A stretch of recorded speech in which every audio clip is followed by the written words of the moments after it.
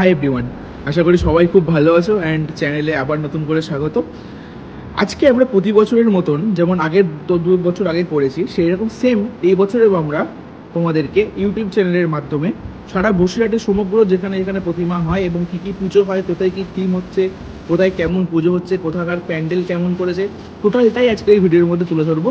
তো আমাদের পাশে থাকো এবং ভিডিওটা অবশ্যই দেখতে থাকো। যদি ভালো লাগে অবশ্যই একটা লাইক করে দিও অ্যান্ড শেয়ার করে দিও। চলো দেখা হচ্ছে পুজোর প্যান্ডেল।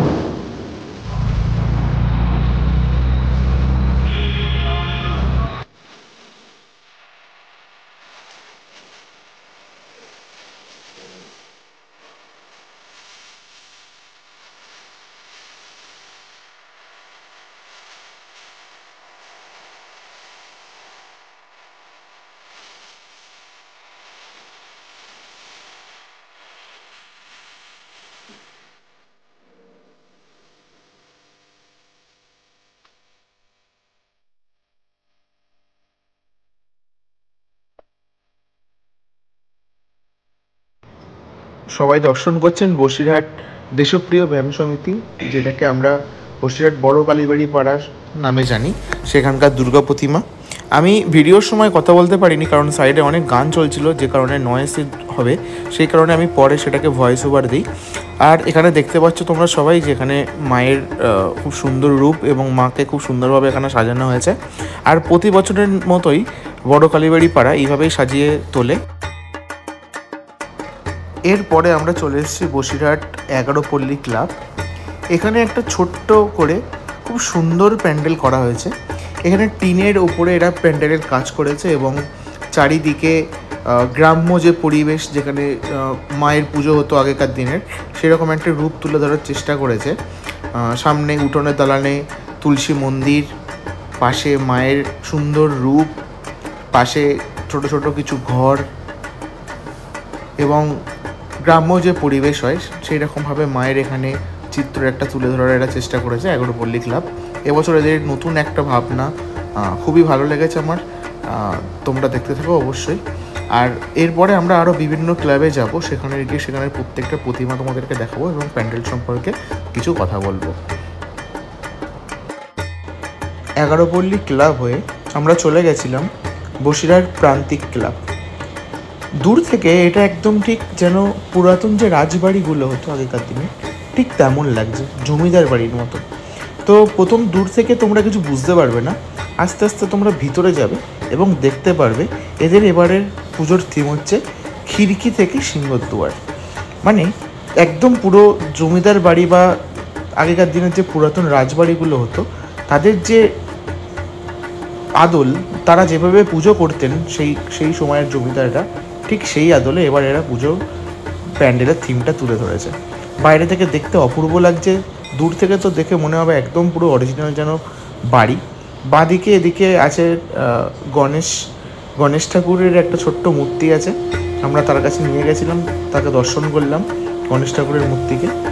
আর ঠিক তার অপোজিটেই আছে শিব ঠাকুরের একটা ছোট্ট মূর্তি, আমরা একটু পরেই সেই শিব ঠাকুরকে দেখাবো। ওই দেখতে পাচ্ছ তোমার ভিডিওর মাঝখানে শিব ঠাকুর এখানে বসে আছেন। আর চারিদিকে খুব সুন্দর লাইট, বিভিন্ন ধরনের গাছপালা, মিউজিক, সামনে একটা ছোট্ট বেশ ভালো একটা ফোয়ারা, আর ঘোড়া, কিছু স্ট্যাচু, অপূর্ব।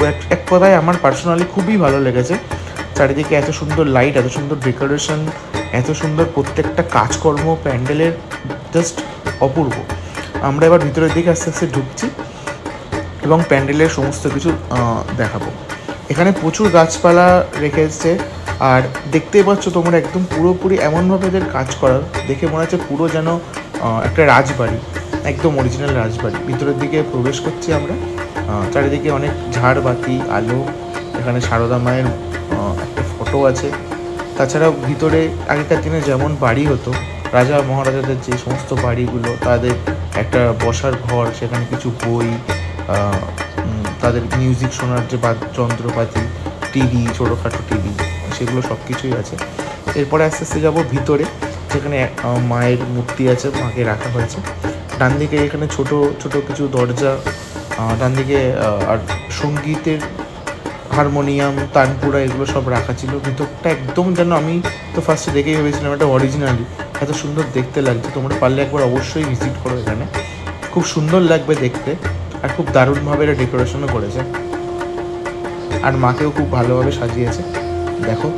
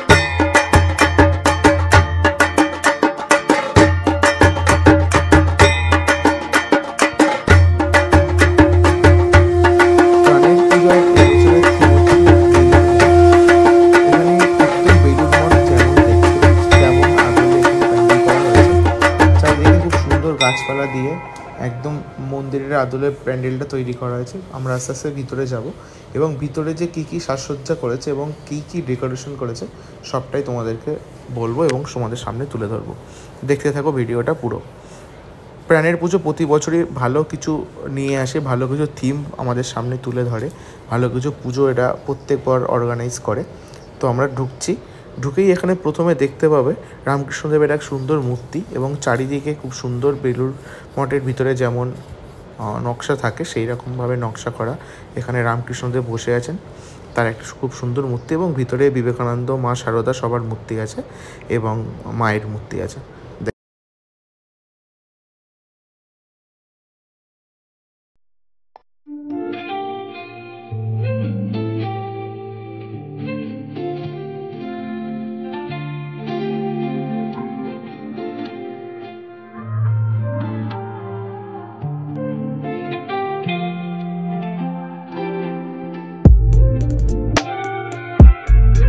থেকে বেরিয়ে আজকে চলে এসেছি, প্রথমে কালীবাড়ি হলাম। কালীবাড়ি থেকে ঠাকুর দেখে আমরা একটা দেবুর সঙ্গে, এবার দেবুর সঙ্গে প্রতিমা দেখাবো। আমি নিত্যানন্দ একসাথে যাবো, অ্যান্ড তোমরা সব সাথে থেকো এবং ভিডিওটা দেখতে থাকো।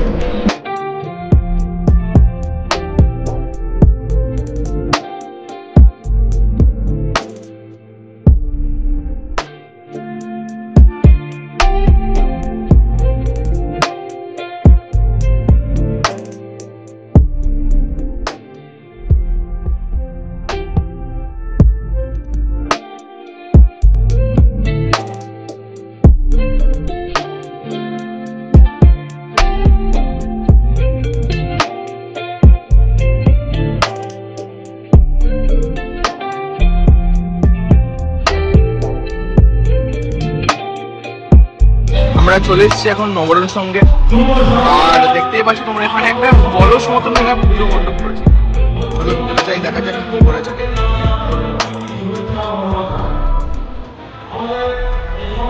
ভিতরে খুব সুন্দর ফুল দিয়ে সাজিয়েছে এবং অনেক মূর্তি আছে এখানে, দেব দেবীদের মূর্তি আছে।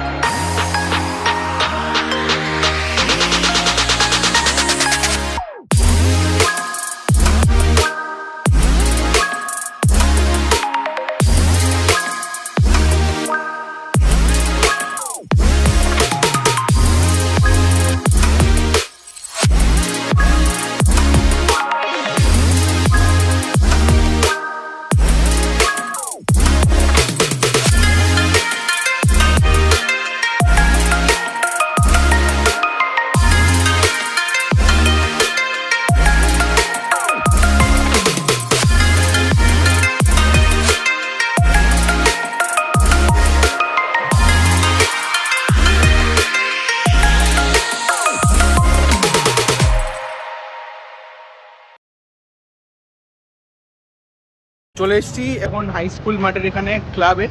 হাই স্কুল মাঠের উপরে যে পুজোটা হয় প্রতি বছর, এটা খুব ভালো পুজো করে। অ্যান্ড তোমরা দেখতে পাচ্ছ এখানে বেশ চারিদিকে কালারফুল বেলুনস মতন ডিজাইনিং করেছে। অ্যান্ড সামনে যাব মণ্ডপ দেখাবো, পুজো দেখাবো, দেখতে থাকো। সবাইকে বলবো আপনারা এখানে আসুন, এসে পূজা মণ্ডপ এখান থেকে আপনারা দেখে যান। তো